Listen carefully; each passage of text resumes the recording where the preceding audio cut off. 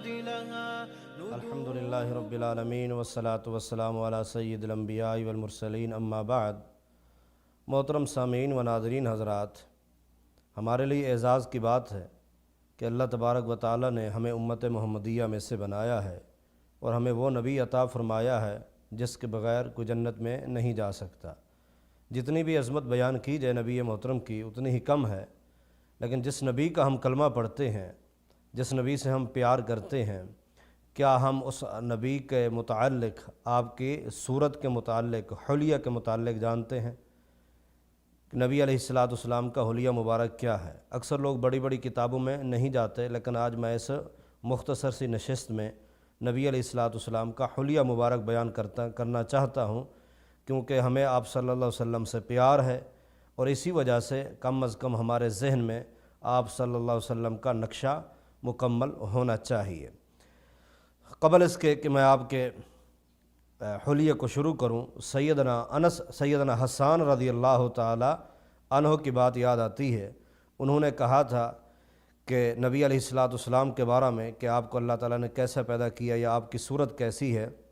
وہ کہتے ہیں کہ میں نے نہیں دیکھا کہ وہ احسن من قلم ترقت عینی، کہ آپ صلی اللہ علیہ وسلم سے حسین و جمیل میری آنکھ نے کبھی نہیں دیکھا۔ وہ اجمل من قلم تلد النساء، آپ سے زیادہ حسین و جمیل کسی خاتون نے پیدا نہیں کیا۔ اسی طرح وخلقت مبرأ من کل عیب کأنک قد خلقت کما تشاء، آپ ہر عیب سے پاک صاف مبرہ ہیں اور ایسے پیدا کیے کہ جیسے آپ فرماتے گئے اور اللہ تعالیٰ آپ کو بناتا گیا۔ تو آپ صلی اللہ علیہ وسلم حسین و جمیل، تخلیق میں بھی اعلیٰ، حسن میں بھی اعلیٰ، جمال میں بھی اعلیٰ۔ آئیے دیکھتے ہیں نبی علیہ السلام کے حلیہ کے متعلق۔ آپ صلی اللہ علیہ وسلم کا جو سر مبارک تھا، یہ شمائل ترمذی کے اندر یہ ساری چیزیں موجود ہیں۔ میں کوشش کروں گا صرف صحیح احادیث آپ تک پہنچاؤں۔ ذوف اور اس طرح کی بہت معروف چیزیں عام ہیں لوگوں کے ہاں، لیکن نہیں، صحیح باتیں آپ تک پہنچائی جائیں کہ نبی علیہ السلام زخم الرأس، آپ صلی اللہ علیہ وسلم کا جو سر مبارک تھا انتہائی مضبوط سر مبارک تھا، اور آپ کے جو بال مبارک تھے سر کے بالکل کالے سیاہ اور گھنے تھے، کالے سیاہ گھنے بال تھے، لیکن لیس بجعد ولا سبت، نہ گھنگریالے تھے زیادہ اور نہ ہی اکڑے ہوئے تھے، بلکہ نرم اور ملائم تھے۔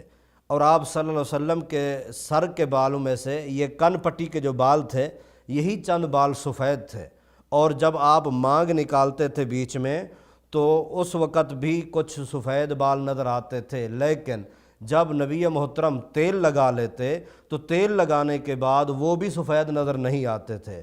نبی علیہ السلام پہلے مانگ نہیں نکالتے تھے، زلفیں آپ کی کبھی پیشانی پر بھی رہتی تھی، لیکن آپ نے بعد میں مانگ نکالنے کا حکم دیا۔ آپ نے فرمایا یہود و نصارہ دائیں سے بائیں اور بائیں سے دائیں وہ مانگ نکالتے ہیں، مسلمانوں تم بیچ میں مانگ نکالو، اور خود بھی نبی علیہ السلام بیچ میں مانگ نکالتے، آدھے بال ادھر اور آدھے ادھر۔ اسی طرح نبی علیہ السلام کی زلفوں کی 3 قسمیں ہیں۔ نبی علیہ السلام کے زلف مبارک جو ہیں وہ اس کے 3 قسم، کس طرح کہ وفرہ، لمہ، جمہ۔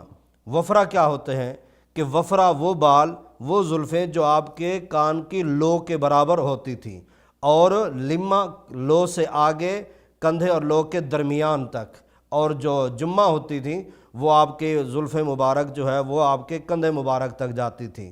یہ 3 قسم کی آپ صلی اللہ علیہ وسلم کی یہ زلفیں تھیں۔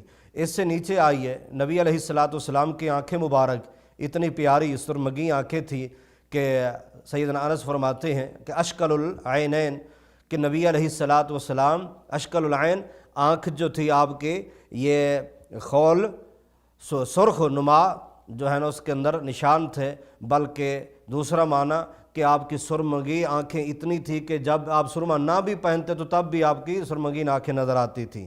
تو نبی علیہ السلام سرما بھی پہنتے تھے۔ آپ کے سرمے کی 2 قسمیں، اسمد لال بھی ہوتا تھا، اور اسمد جو ہے وہ کالے رنگ کا بھی ہوتا تھا۔ آپ نے فرمایا مسلمانوں اکتحلوا بالاسمد، اسمد کو پہنا کرو، کیونکہ یہ یجل البصر، یہ آنکھ کو جو ہے وہ جلا بخشتا ہے، روشن کرتا ہے، اور یہ علاج کے لیے بھی ٹھیک ہے۔ لیکن نبی علیہ الصلوۃ والسلام اکثر جو پہنتے تھے وہ اسمد جو لال والا ہوتا تھا وہ پہنتے تھے۔ کبھی آپ ضرورت پڑتی تو رات کو وہ کالا بھی پہن لیتے تھے، لیکن کیونکہ کالا ایک رنگ ہے اور زینت ہے، اکثر یہ عورتوں کے لیے زیادہ استعمال ہوتا ہے۔ تو نبی علیہ الصلوۃ والسلام طاق سلائیاں پہنتے، ایک اگر دائیں آنکھ میں تو دوسری میں بھی ایک، اگر دائیں میں 3 اور دوسری میں بھی بائیں میں بھی 3، تو اس لیے رات کو پہننا چاہیے اور طاق پہننا چاہیے۔ آئیے نیچے نبی علیہ الصلوۃ والسلام کا چہرہ مبارک کیسے تھا۔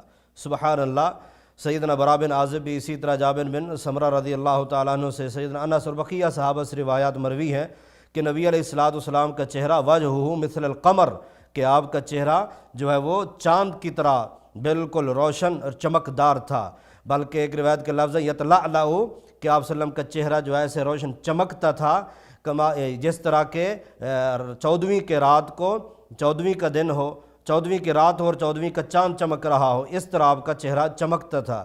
اور نبی علیہ الصلوۃ والسلام کے چہرے میں تھوڑی گولائی بھی تھی، کہ آپ کا چہرہ تھوڑا گول بھی تھا، الحمدللہ جمیل اور منور، اور ایک خوبصورت سا چہرہ تھا نبی علیہ الصلوۃ والسلام کا۔ اسی طرح آپ صلی اللہ علیہ وسلم کے جو دانت مبارک تھے، دانت مبارک بھی کیا افلج الثنیتین، کہ آپ صلی اللہ علیہ وسلم کے یہ دانت جو تھے اتنا خوبصورت تھے، جب آپ بولتے تھے تو روشنی چمکتی تھی، اور یہ 2 ثنیے جو سامنے والے دانت ہیں ان کے درمیان میں ایک فاصلہ تھا، تھوڑا سا فاصلہ تھا۔ نبی علیہ الصلوۃ والسلام جب آپ مسکراتے تو صرف دانت نظر آتے، کبھی آپ زیادہ ہی اگر ہنسی آتی تو آواز نہ نکلتی، دانتوں کے ساتھ صرف داڑھ تک نکلتے۔ اس کے بعد نبی علیہ الصلوۃ والسلام کی داڑھی مبارک تھی۔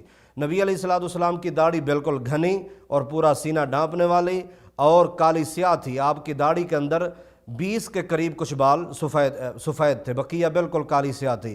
حضرت انس رضی اللہ تعالیٰ عنہ فرماتے ہیں کہ میں نے خود گنے ہیں کہ سفید بال کتنا، صرف 14 مجھے بال نظر آئے۔